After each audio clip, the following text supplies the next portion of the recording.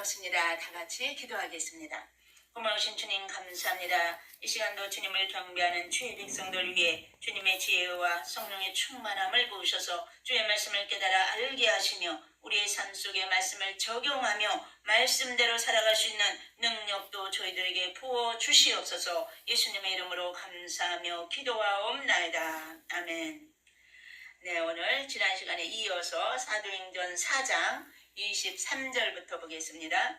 사도들이 노임에 그 동료에게 가서 제사장들과 장로들의 말을 다 알리니 그들이 듣고 한 마음으로 하나님께 소리를 높여 이르되 대주제여 천지와 바다와 그 가운데 만물을 지으니시오 또 주의 종 우리 조상 다윗의 입을 통하여 성령으로 말씀하시기를 어찌하여 열방이 분노하며 족속들이 허사를 경영하였는고 세상의 군왕들이 나서며 관리들이 함께 모여 주와 그의 그리스도를 대적하도다 하신 이로소이다. 아멘.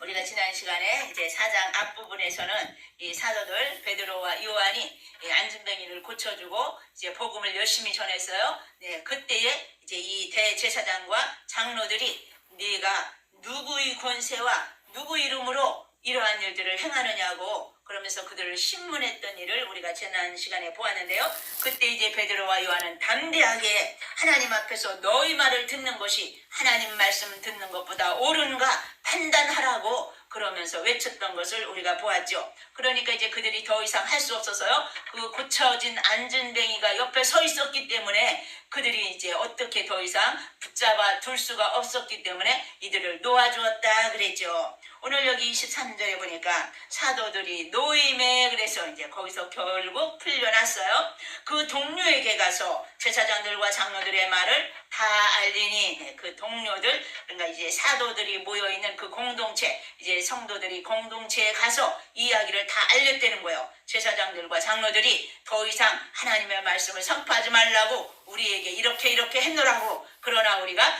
담대히 이 예수 그리스도의 말씀을 전했노라고 그것을 다 알렸다는 거예요. 24절 그들이 듣고 한 마음으로 하나님께 소리를 높여 이르되 대주제여 천지와 바다와 그 가운데 만물을 지으니시오 그러면서 그들이 그 베드로와 요한의 이야기를 듣자마자 어떻게 했어요? 하나님 앞에 나아가서 기도하기 시작했어요. 네, 이들은 지금 그 문제를 안고 먼저 하나님 앞에 나간 거예요. 그래서 한 마음이 되어가지고 하나님 앞에 통성기도로 여기서 막 소리를 높여 기도했다 그랬거든요. 이게 바로 통성기도를 이제 시작한 거예요. 이들이. 그러나 그 대제사장과 장로들은 어떻게 했어요?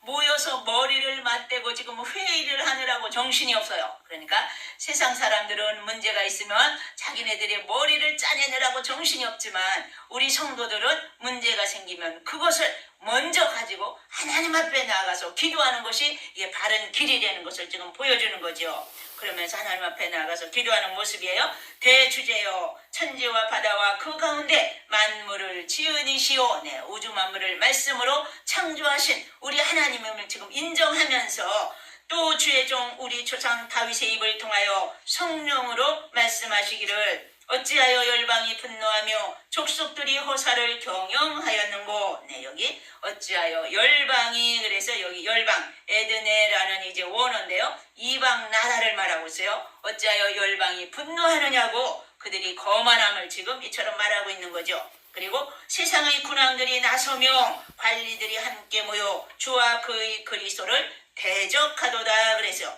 네, 족속들 이건 이제 원어로 라오이라는 원어인데요. 이스라엘 백성들을 말하고 있어요. 복수로 말하고 있어요 지금.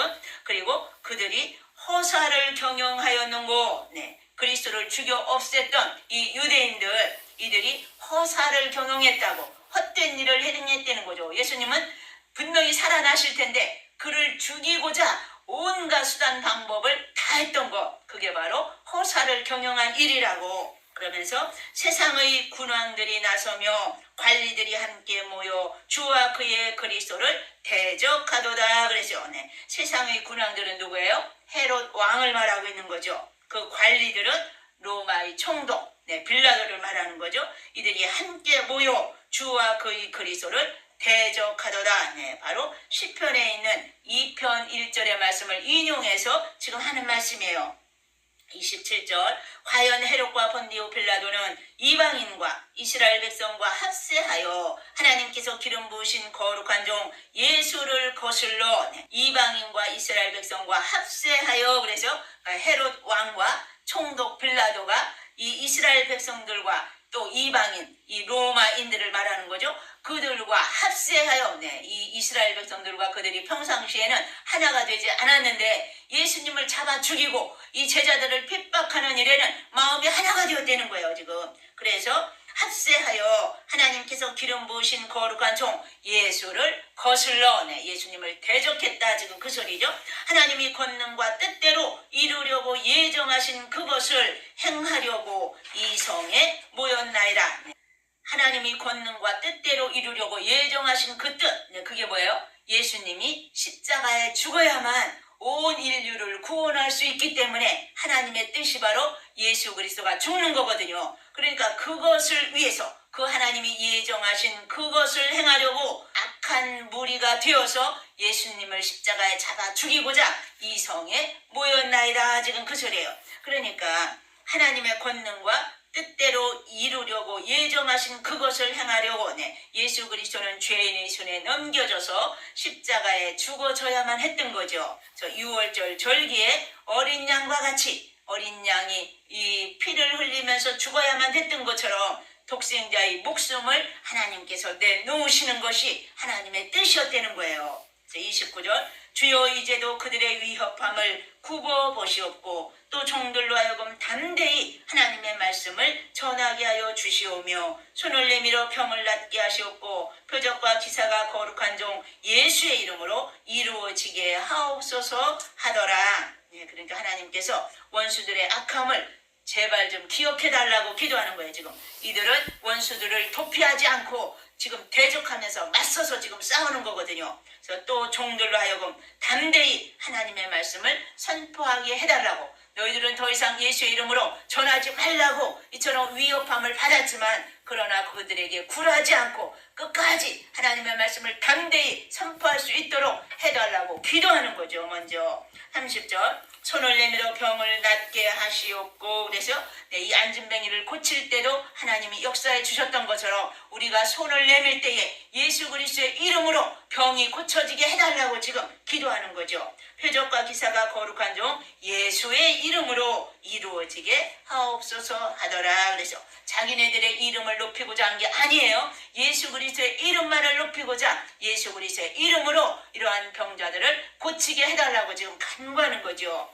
31절 빌기를 다하네 모인 곳이 진동하더니 무리가 다 성령이 충만하여 담대히 하나님의 말씀을 전하니라.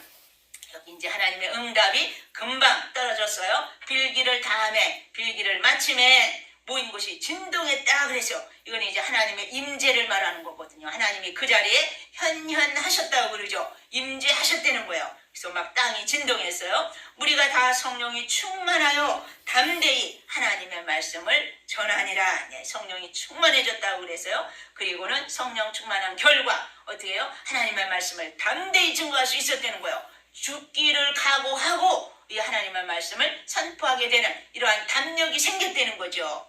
그래서 이처럼 신앙생활에 있어서는 체험 있는 자와 체험 없는 자가 천지 차이라는 거예요. 예수 그리스도를 만나고 예수 그리스도를 체험한 자는 이처럼 살아있는 동안 이 믿음이 살아 역사한다는 거죠. 32절 믿는 무리가 한 마음과 한 뜻이 되어 모든 물건을 서로 통용하고 자기 재물을 조금이라도 자기 것이라 하느니가 하나도 없더라. 여기 믿는 무리가 어떻게 됐다고요? 한 마음이 되었다는 거예요. 신앙 공동체가 온전히 한 마음 한 뜻이 되어서 그리스도를 머리로 해서 일치된 한 몸이 되었다는 거죠. 그래서 서로 통용하고 그래서 자기 소유권을 주장하지 않았다는 거예요. 다 내어놓았다는 거예요. 자기 재물을 자기 것이라 하는 이가 하나도 없었다는 거예요. 33절 사도들이 큰 권능으로 주 예수의 부활을 증언하니 무리가 큰 은혜를 받아 그 중에 가난한 사람이 없으니 이는 밭과 집 있는 자는 팔아 그 판 것의 값을 가져다가 사도들의 발 앞에 두매 그들이 각 사람이 필요를 따라 나누어 줌이라. 사도들이 큰 권능으로 주 예수의 부활을 증거하기 시작했어요. 그러니까 큰 무리가 다 은혜를 받았다는 거예요. 그래서 그 중에 가난한 사람이 없다 그랬어요. 이는 밭과 집 있는 자는 팔아서 그 판 것의 값을 가져다가 사도들의 발 앞에 다 놓았다는 거죠. 그러니까 하나님이 주신 이 물질을 내 것이라고 주장하는 자가 하나도 없었다는 거예요. 하나님께서 주셨기 때문에 이 재물은 하나님의 것입니다. 그렇기 때문에 하나님의 필요에 따라 사용하십시오 하고는 사도들 앞에 다 갖다 내놓았다는 거죠. 그들이 각 사람의 필요를 따라 나누어 줌이라. 사도들은 또 심부름꾼이에요. 하나님이 주신 그 물질을 어려운 사람들에게 다 나누어 주는 그러한 일들을 사도들이 했다고 말씀하시는 거죠. 36절 구브로에서 난 레위족 사람이 있으니 이름은 요셉이라. 사도들이 일컬어 바나바라 번역하면 위로의 아들이라 하니 그가 밭이 있음에 팔아 그 값을 가지고 사도들이 발 앞에 두니라 하네. 여기 실례로 한 사람을 들어서 지금 이야기하는 거예요. 구브로에서 난 레위족 사람이 있었다 그래서요. 그 이름이 바로 요셉인데 사도들이 일컬어 바나바라 했다 그래서 여기 바나바 위로의 아들이라는 뜻인데요. 그러니까 권위자가 바로 이 바나바라는 뜻이거든요. 또 많은 자들을 구제하고 돕기 때문에 지금 권면하는 자 위로의 아들이라 이렇게 불렀다는 거예요. 이 요셉을 바나바라고 부르고 그가 밭이 있음에 팔아 그 값을 가지고 사도들이 팔 앞에 두니라 하네요. 얼마나 하나님 앞에 영광이에요. 이는 이제 자기가 가진 그 재산 그 밭을 자기 것으로 생각하지 않고 그것을 팔았다는 거예요. 이게 바로 성령의 역사죠. 하나님이 부어주신 그리스도의 마음, 성령의 열매, 사랑과 희락과 화평과